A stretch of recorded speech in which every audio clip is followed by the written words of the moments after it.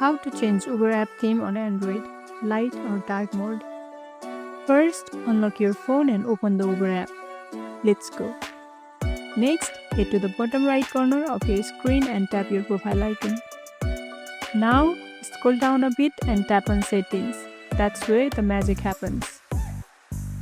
Scroll again and you will find the appearance option. Tap it.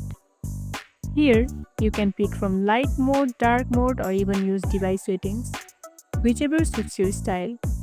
Just tap your choice and hit save. Uber will update instantly. Bonus tip. Dark mode not only looks cool but also saves battery, especially on AMOLED screens. And just like that, your Uber theme is updated.